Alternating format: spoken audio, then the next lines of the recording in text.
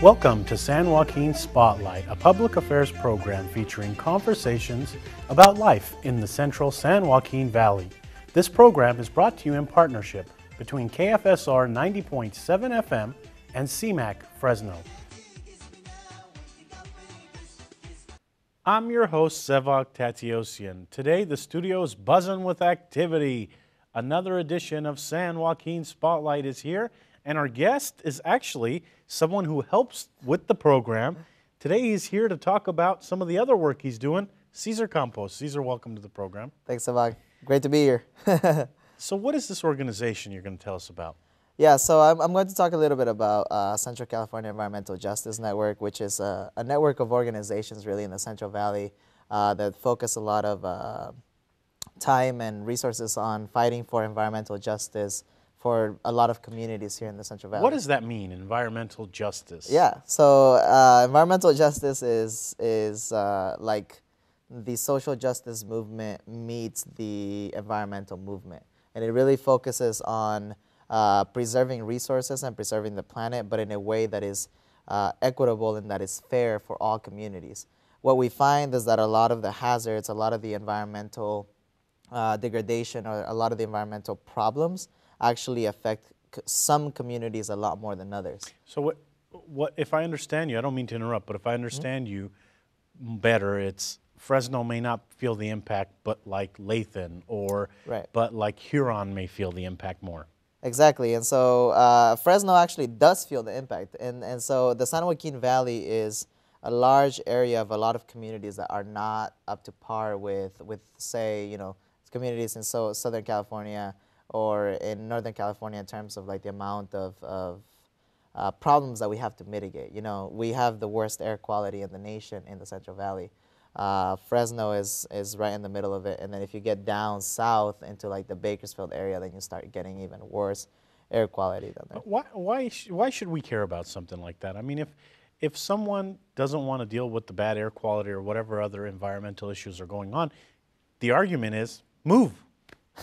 Yeah, we hear that a lot, and that's actually why environmental justice is so important, because I feel like many times people don't make that connection that people may not have the option or the choice to move, right? If we talk about, we work a lot with communities of, immigrant communities of color that come here, speak very little English. A lot of them don't have a documentation, legal status to even be here. So a lot of them are coming to the Central Valley for work, and they are living in these areas, and they are raising families here. And they may not always have the ability or option to move. And so that's why we want to be able to make sure that these communities still don't get the worst end from environmental problems. Are you finding language be an issue? I mean, when you're going out to some of these communities, are you finding that they're hesitant to report because they don't speak the language? Yeah, so and we'll talk a little bit about a network that we created here in Fresno County, which is the Fresno Environmental Reporting Network, and that one is basically is a tool that we've created, a platform to give the residents the ability to take the control of reporting and to start talking about making their neighborhood a safer, better place to live. And so, yes, we're finding that a lot of times residents don't report simply because either they are scared to get involved with agencies of government agencies. They a lot of times don't know who to report to. That's because every single thing that can happen has a different jurisdiction and somebody or a government agency that should be taking care of it. So a lot of times it's confusing for residents to report. Some of them want to do it anonymously. Or even if it's a problem that occurs after hours, because most government agencies will close at 5, and at that point, then all of these reports, they won't get answered until the next day. And so if they want to report after hours, then they can call this new platform, and that's a way to report.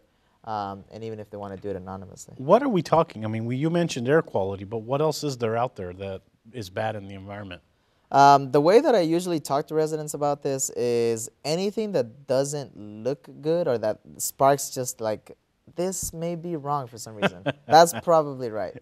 And so we're not just talking about air quality, we're talking about anything that harms the ground, the earth, or even water quality, you know. So we have reports from a lot of facilities that are giving out all these emissions. We have reports about diesel trucks that are idling. Like we had a community down in south West Fresno that there's a lot of, because of a facility that is there, there's a lot of trucks that come in, and then they would just park by the side of the road and idle. And so all of these emissions would then get stuck in that community. We're going to see a picture of one of these environmental hazards after this question I ask you. But Yes. so, I mean, this network that you have, how many organizations are in it? So we have, this network is great because it brings government, residents, and the community nonprofits to the table. And so what usually happens is we'll get reports from the residents. They have the voice. They're the ones living in communities. And so if they see something, they'll send it in. And then at that point, then we can follow up with it as community-based organizations and then hold government accountable for taking care of those reports or those hazards.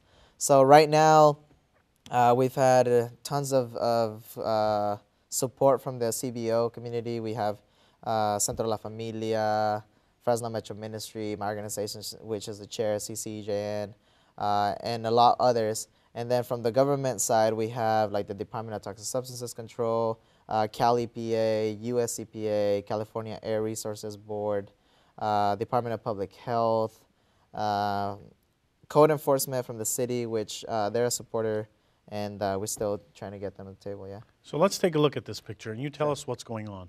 So this is actually a report that came in, this is about a year ago now, but this is, if you can see, one of the residents was driving home one day and noticed this, thought it was water, and then it kept being there for several days, and so he reported it. That actually ends up being just car oil. So how someone just decided, you know what, I don't want to deal with car oil, let me just dump it on the sidewalk. Motor oil is one of those substances that people don't think that is as harmless as it actually is. And so they would just go ahead and they dump it in, or maybe even if they leave it in a container by the side of the road, sometimes that container will break, and so then all this oil will be spilled, and that actually filters into our groundwater. Who picks it up? I mean, when I'm driving by, I've seen people put motor oil on the side of the road, or, you know, I saw one time a long time ago, a guy was trying to dump it down the sewer. Wow.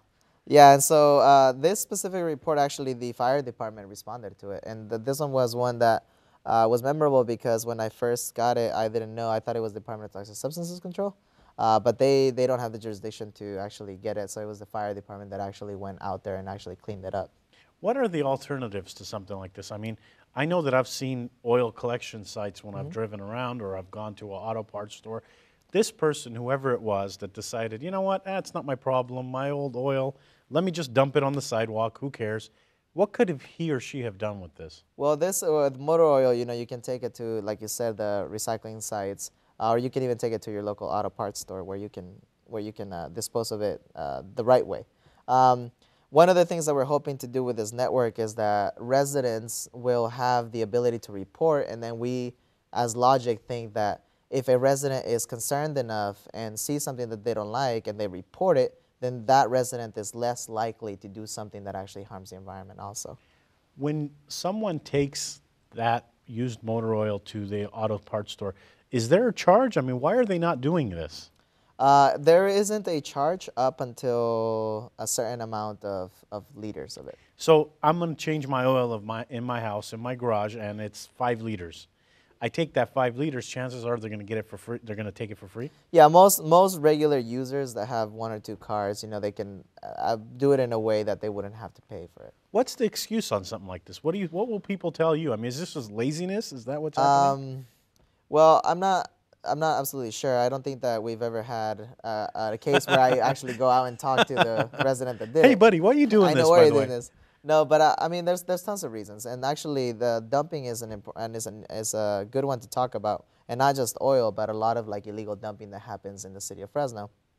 Currently, the bulk of our reports are actually about illegal dumping, and so we've, as a team, decided to sort of just bulk them up and talk about illegal dumping as a chronic issue that is happening in Fresno. And we've talked about creating a city ordinance that is focused on prevention for something like this to happen, because we feel that at some point the city can do other things to prevent this, and so that there's systematic things that encourage illegal dumping, and if we can change those things, then this will be a problem that will decrease. I mean, is there a fine for illegal dumping? I mean, I remember the news did something a couple of weeks ago where there was one street where it had piles of junk that people were deciding, you know what, I'm not going to deal with it. Let me dump it on someone else. I mean, is there a fine to that? There is a fine if the person that's doing it gets caught. And so we're working with code enforcement as well as city police to be able to give them more power to enforce on these issues. And so there is a fine currently, but there is other things that the city can do. Like, for example, you're a landowner. You know that it used to be that the city had 2 days of curbside pickup, right? A year, yes, a I year, remember those yeah. days. And now it's down to one day a year. But even then, we feel that that's not the correct way to prevent illegal dumping, because for the most part, somebody that will gather their trash and want to dump it is mainly somebody that's going to be going through the process of moving in or moving out. And so we think that the preset date of this is when you will get your trash picked up doesn't actually work. And part of the ordinance that we've drafted, or that we want to draft with City Council, is to switch it so that there's a voucher program so that you can call the city whenever you want to dump something, rather than them telling you. But the thing with that is some people will say that's too much work just for a few scumbags who want to throw a bunch of stuff on their street and not deal with the problem. I mean, why do we have to get in so much detail? Why don't they just arrest these people and take them to jail? Well, it's hard to enforce, and it isn't just a few people. I think that, with the amount of illegal dumping that we're seeing in some of the southwest, southeast communities, it's not just a few people doing it. It's the actual people that are, well, it's a lot of people, and then we think that there's, companies that operate under the law and say, like, we'll clean your house for $300, and then never show receipts for actually taking all those items to the dump and so on. Let's take a look at another picture here and tell us what's going on in this picture. That one is also a dumping, but that one's tires. And actually, there we go. Hey, now we can dump some tires on the street too. Well, that's probably not very good for the neighbors of that street there. But so tires are an interesting thing because the state has paid a lot of attention to cleaning up tires because they are so hazardous. And actually, the city has a program to clean up. They have a grant at the moment to do some tire recycling, and they take in a lot of tires. And so this particular one, they could have the owner of these tires. They could have actually taken it to a city yard where they could have. The thing that bothers me about this is not only does this impact the values of the neighborhood and the houses around there, but it's laziness. I mean, how hard is it for you to drive the tires and dispose of them regularly instead of just tossing them on the street? Yeah, well, I mean, I think a lot of it is also misinformation. I think that I wouldn't say that it's laziness. I think that many times people fear that they will be charged for this, and so there is a fee for taking items to the dump. This particular one with the tires, it would have been simple because the city has a tire recycling program. Yeah. Let's take a look at the next picture you've brought for us, and let's see what's going on in the next picture. Yeah, so this is actually over in Huron, and this is an agricultural burn site. And so one of the residents of Huron was just driving down, I think that's Highway 5, and then they saw this, and we were actually able to get the Air District to go out there and check it out. But so agricultural burn, if it's permitted, the San Joaquin Valley Air Pollution Control District has some rules about it, and so it's sometimes permitted, but if it gets to a certain point, then it can be enforced on. The main calls that you get, or the main cases, what is it that you get? So we have two networks, one of them in Kern County, one of them in Fresno. In Fresno, there has been the bulk of the reports probably revolve around legal dumping, but we do have reports about, air quality. We were able to get some enforcement done that ended up in a fine with some street sweepers in North Fresno that were not using the correct engines, or the engines weren't registered, and so that actually ended up in being an enforcement case. We have that. We have a lot of the other pictures that I brought. If we can go through them at some point, then we can talk a little more about what kind of other reports there is. But so we do have a wide variety of scope in reports, but in Fresno we do see a lot because it's happening a lot of illegal dumping. Now, is the organization you're with a nonprofit? Yeah, so CCEJN, Central California Environmental Justice Network, is a nonprofit. And so the reason that we wanted to house this kind of projects with nonprofits is that we wanted to break that fear that some people may have of like actually talking to government, and so they wanted, if they want to report, that they can feel a little more comfortable that they're talking to community members who will only release their information if they so choose to. So let's take a look at this. Now, what's going on here? At first sight, I mean, I don't know if this is what we're looking at, but you tell us. Yeah, so this is actually a house that was reported to us, and the house had burned down. Oh, wow. So there's a house somewhere. Well, actually, this isn't the original picture that we received. The original picture had just a house that was just damaged because it had burned down. And the report came in, and then we also heard that there was a lot of, because this is close to the Lowell neighborhood, and so we had heard from some of our organizers that this was used for illegal activity. And so we were able to get this house. If you pass by this area, the house is no longer there, or the chimney. And so it was actually demolished under the unsafe structures ordinance of the city. And so something like this, you get the call, and so what happens? So when we get the call, right, so then if residents call, or, there's tons of other ways to report. They can send us an email, they can send us a text message, or they can go on our website. And if they report, the report comes in, and then about 2 or 3 people have access to that original report, just saying, this is what's happening. We ask residents to tell us as much detail of the situation as they can, because that'll make it easier for us to enforce. Then they can give us their number if they decide to have us call them back, or they don't have to.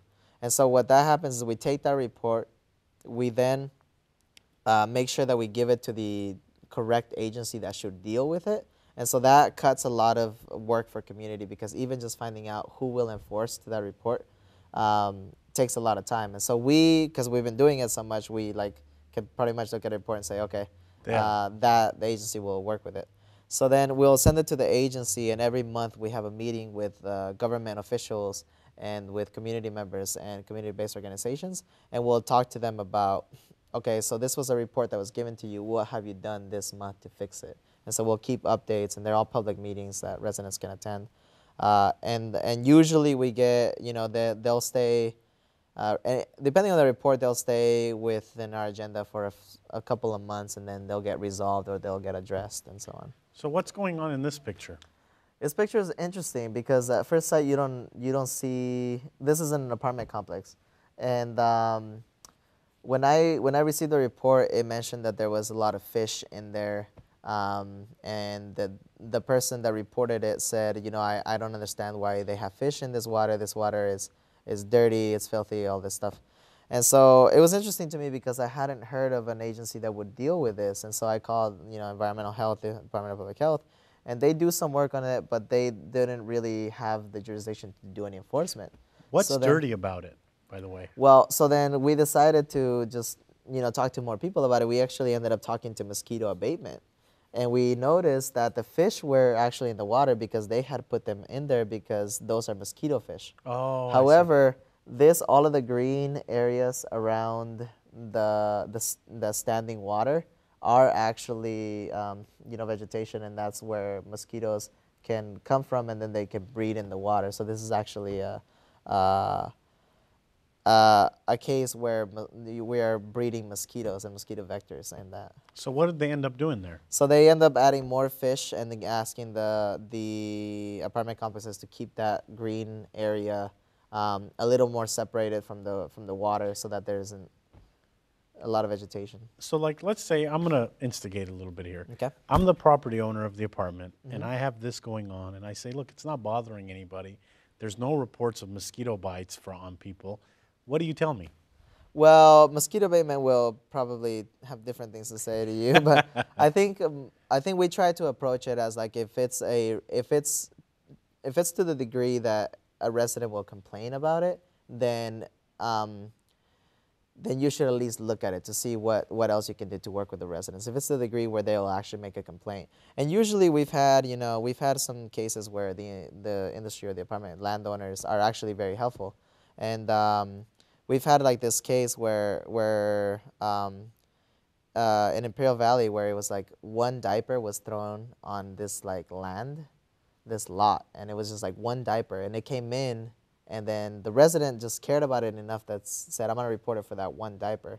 And then the landowner was so embarrassed that this was on there that he went in and he cleaned out the whole lot. Interesting. Just because of that one diaper. So, what's the worst thing you've seen so far in your job? Ooh. It's a good question because you've seen some stuff. I don't think that it's in Fresno, but there was an evacuation that happened in Kern County. This was about a month ago, and that was in regards to a oil company that had an underground pipe that was carrying natural gas, and so then the pipe was broken, and it had been broken for about, well, depending on the reports and who you talk to, it was about 2 years. But either case, there's like there's gas that seeped through the ground, and then it came up in like some residents' homes. So there's actually a whole street, and one side of the street, it's about 8 houses that have been evacuated. And so that's one of those reports that I think like really sticks with you because it's insane to see it like that. And so we've had community meetings with residents and all of these, hazardous gas that they've been breathing for and on some accounts for more than 1 year. And so, even just like meeting with some of the residents, that one of the residents actually had a cloth with him, and he was just like wiping his nose because like he gets nosebleeds, like from, and so, it's all, we feel that a lot of it is related, and so. Interesting. That's very interesting. You have a lot of community meetings, it sounds like. What do the people tell you in these meetings? Do they even, do they care enough that, this stuff is going on? Yeah, and I think, residents do care. And I think that a lot of our community meetings is about getting them to make that push from like, we care to like actually report and do something about it.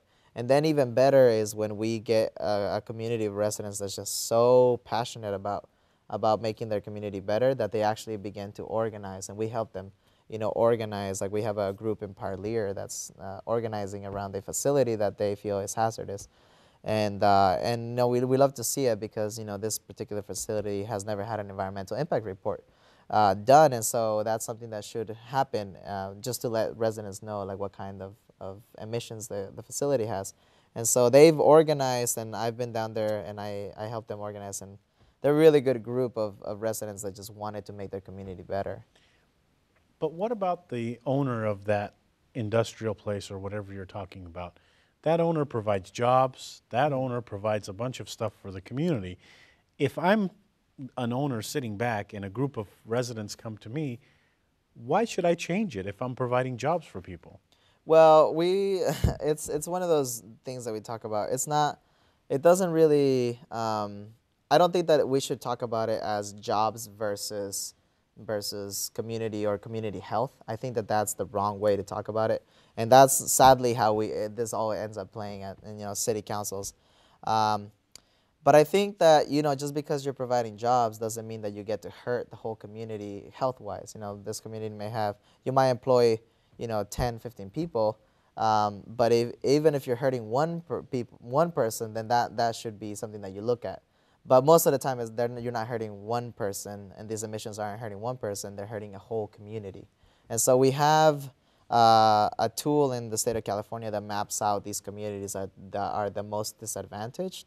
And so it's like the communities that have the most environmental hazards near them, compared to their ability to mitigate those hazards like access to healthcare and mobility and everything else.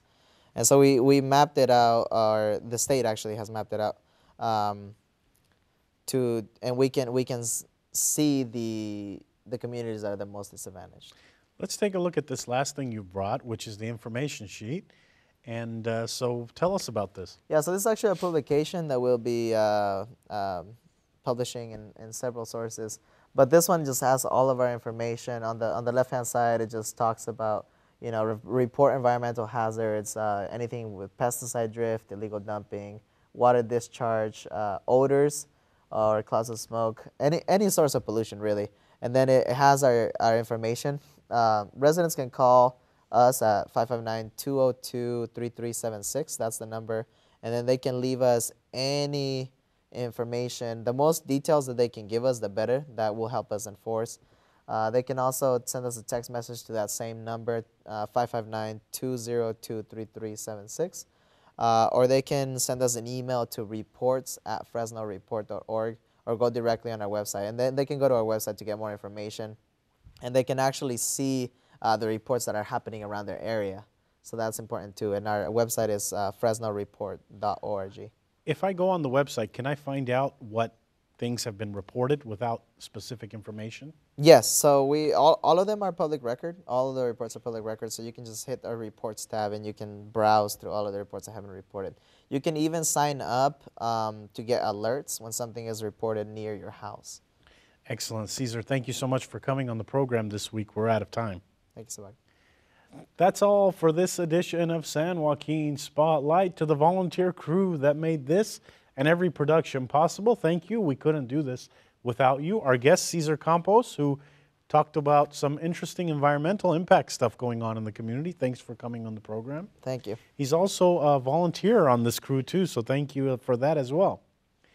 To our audience members watching on CMAC or listening to us on 90.7 FM, KFSR Fresno, thank you for tuning in again this week. We'll be back next week with a new edition